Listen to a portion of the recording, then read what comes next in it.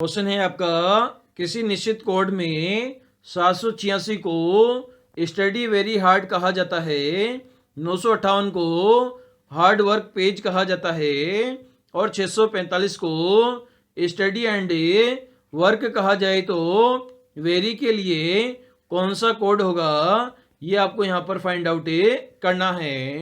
तो सबसे पहले हमें सिचुएशन लिखते हैं, स्टडी वेरी हार्ड।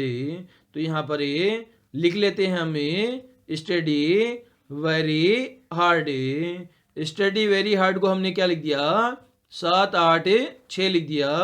इसी प्रकार से हार्ड वर्क पेज हमने क्या लिखा, हार्ड वर्क पेज हमने यहाँ पर लिखा। उसका नंबर क्या है, उसका नंबर आपका 958 है। इसी प्रकार से 645 को क्या लिखा, स्टडी एंड वर्क लिखा। तो यहाँ पर क्या लिखा हमने, स्टडी एंड वर्क हमने लिखा। इसका नंबर हमने कितना दिया, 645 दिया। तो 645 को हम यहाँ पर लिख देते हैं। अब इसमें हमें कॉमन चीज़ें हम यहाँ पर फाइंड आउट करते हैं। तो स्टडी यहाँ पर लिखा गया है, स्टडी यहाँ पर लिखा गया है। तो इधर आपका दोनों तरफ सेम है, तो इधर भी कुछ सेम होना चाहिए। तो यहाँ पर भी 6 लिखा गया है और यहाँ पर भी 6 लिखा गया है। तो स्टडी को हमने क्या लिख दिया, स्टडी को हमने यहाँ पर 6 लिख दिया। इसी प्रकार से आगे हमें वेरी के लिए फाइंड आउट करना है। तो हार्ड आपका यहाँ पर लिखा गया है और यहाँ पर भी हार्ड लिखा गया है। तो इधर भी कोई संख्या कॉमन होनी चाहिए। तो 8 यहाँ पर भी है और 8 यहाँ पर भी है। तो हार्ड के लिए हमने क्या यूज किया, हार्ड के लिए हमने 8 का प्रयोग किया। तो हमने स्टडी का भी उपयोग कर लिया और हार्ड का भी उपयोग कर लिया। आपका क्या बचा, वेरी बचा। तो वेरी के लिए कौन सी संख्या बची, वेरी के लिए आपकी संख्या 7 बची, जो कि हमें ऑप्शन नंबर 3 में गिवन है। तो 3 नंबर हमारा इस क्वेश्चन का आंसर हो जाएगा। मतलब वेरी का कोड कितना हो जाएगा, 7 हो जाएगा। क्वेश्चन है, परसों किरण का जन्मदिन है, अगले सप्ताह उसी दिन शिवरात्रि है, आज सोमवार है। तो बताइए शिवरात्रि के बाद कौन सा दिन पड़ेगा।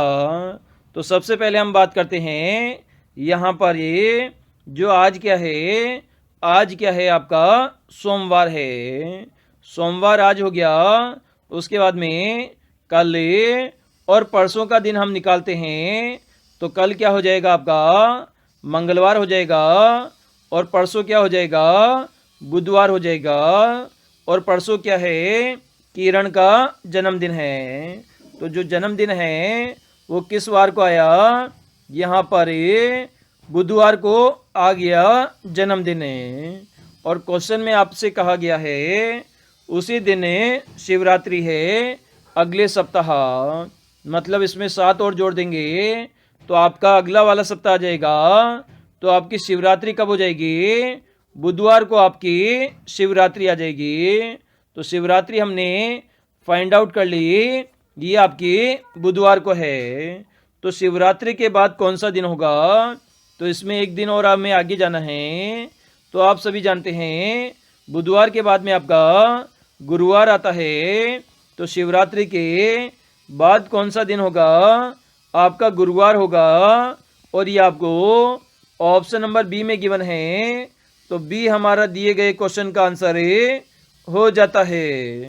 क्वेश्चन है आपका, 9 बजे से 10 बजे के बीच किस समय घड़ी की दोनों सुइयां एक सीधी रेखा में होगी परंतु संपाती नहीं होगी।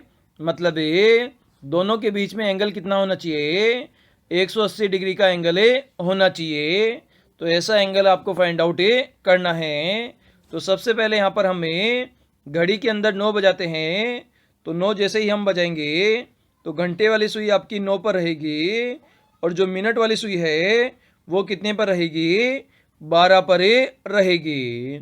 तो यहाँ पर वर्तमान में जो आपका एंगल है वो ऊपर वाला एंगल आपका 90 डिग्री है और नीचे वाला एंगल जो है वो आपका कितना है, यहाँ पर 360 में से हमने 90 घटाया तो नीचे वाला एंगल आपका 270 डिग्री है। जब आपकी मिनट वाली सुई 3 पर आ जाएगी, तब आपका ये एंगल कितना हो जाएगा, 180 डिग्री हो जाएगा। और यही आपको फाइंड आउट करना है कि दोनों जो आपके सुइयां हैं वो सरल रेखा में हो जाए। तो इसके लिए जो आपकी मिनट वाली सुई है उसे कितना डिग्री चलना पड़ेगा, तो यहाँ पर आपका 90 डिग्री ऑलरेडी है और 90 डिग्री और चलना पड़ेगा। जब मिनट वाली सुई 90 डिग्री चलेगी तब आपका जो है परस्पर दोनों सुइयां सीधी रेखा में होगी। तो इसका समय हम निकालेंगे, तो समय बराबर डिस्टेंस अपॉन स्पीड होता है। तो डिस्टेंस आपकी 90 डिग्री है और स्पीड आपकी घंटे की सुई और मिनट की सुई की जो रिलेटिव स्पीड होती है वो 11/2 डिग्री पर मिनट होती है।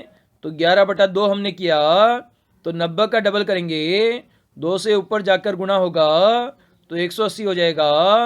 180 में हमने 11 का भाग दिया तो 11 एकम 11, 7 आपका बचा, 7 के आगे 0 लगाया तो 11 छिंकी 66, 4 आपका बचा, 4 में हम 11 का भाग देंगे तो ये आपका मिनट आ जाएगा। तो समय कितना हो जाएगा, 9 तो आपका बज चुका है घड़ी में, तो 9 बजकर मिनट यहाँ पर हमने फाइंड आउट कर लिए।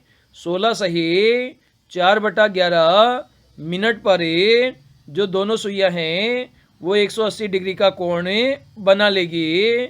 और ये समय आपको ऑप्शन नंबर बी में गिवन है।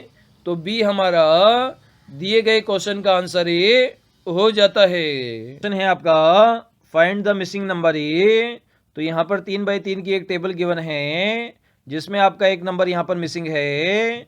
ये मिसिंग वाला नंबर आपको फाइंड आउट करना है दिए गए 4 ऑप्शन में से। तो इसे हम यहाँ पर सोल्व करते हैं। तो सबसे पहले आपने देखा जो आपका थर्ड वाला कॉलम है उसकी संख्याएं क्या है, बड़ी है। फर्स्ट और सेकंड कॉलम की संख्याएं क्या है, छोटी है।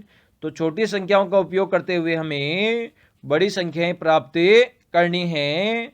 इस प्रकार से आपका ये मिसिंग नंबर आपको फाइंड आउट हो जाएगा। तो सबसे पहले आपको 4 और 9 का प्रयोग करते हुए 20 आपको प्राप्त करना है। तो यहाँ पर 9 को हम 2 से गुणा करेंगे तो हमें 18 प्राप्त हो जाएगा।